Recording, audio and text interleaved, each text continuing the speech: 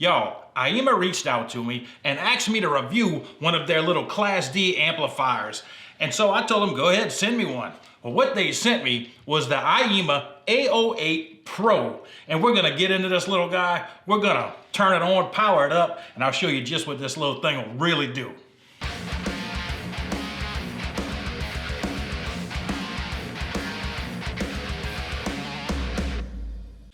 So quite honestly, up until very recently, I didn't even know these little Chinese amps were a thing. I just didn't know they existed. And Fosse Audio reached out to me and asked me to review one of their little amplifiers, and I really fell in love with it. It works great in my studio, hooked up to my computer, my little listening room. I really love it. And I think Aiyima saw it and realized that I needed to check out their product. And let me tell you, I think this little thing may be just a next step up from that Fosse. This little thing's got a really cool look to it. It's all aluminum. It's got the VU meter that lights up. It's got the big power knob on it and volume knob. It's got bass and treble tone controls. It is also Bluetooth, but honestly, I don't use it. I didn't even hook up the antenna to try it. So just to let you know that. Now on the back, it's very simple. It's got your speakers left and right. It's got your RCA inputs, and it has the DC in for the power supply. One other thing I forgot to mention is that this does have a line out that is variable with the volume knob, so you can indeed connect a powered subwoofer to it. Now speaking of the power supply, it does come with quite a bit larger power supply than the Fosse. The Fosse is a 32 volt at 5 amps, I believe, and this one's a 36 volt at 6 amps. So you're gonna get a little more power out of it just from that. Now let me plug this little guy in and show you what really makes this thing, in my opinion, really cool. And it's the little VU meter.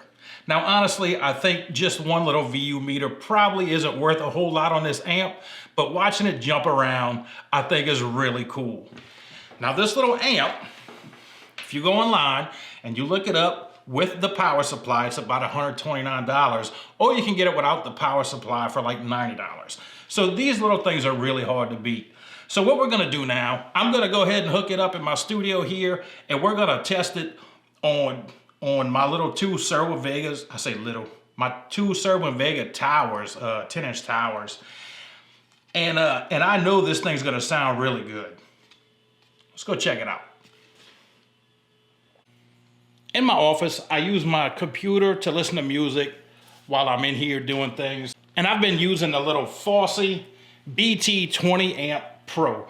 And this little thing is really doing good connected to these Serwin Vega towers, these 10-inch towers. So I'm gonna go ahead and hook up this Aiyima.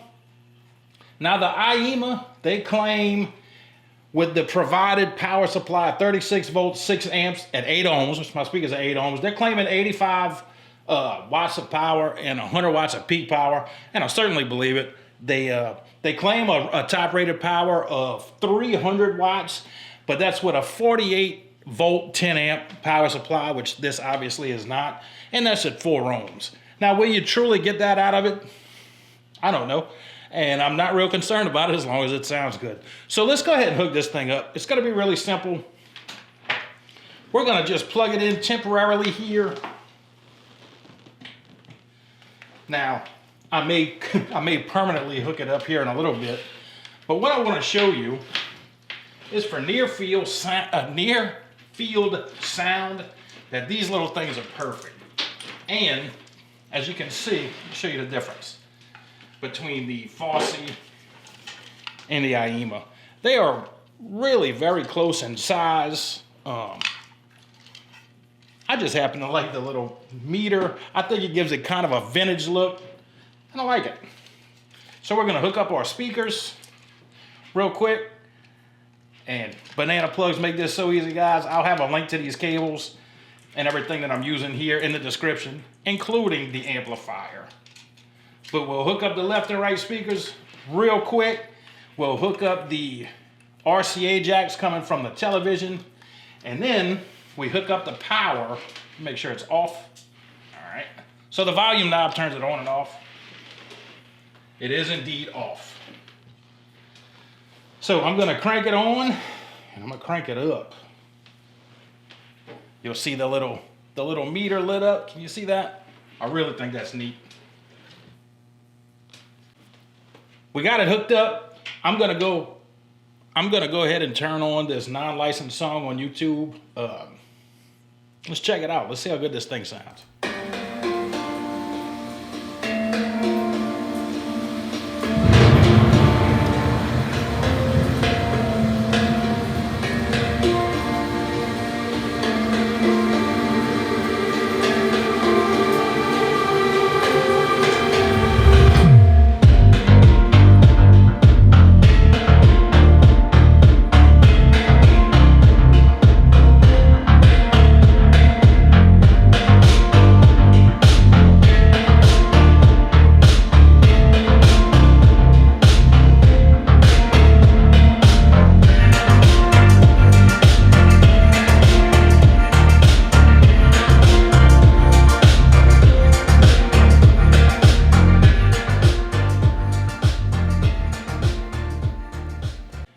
In this room with these little Sherwin Vegas, these little E710 Sherwin Vegas, this amp sounds really good. There's no doubt about it.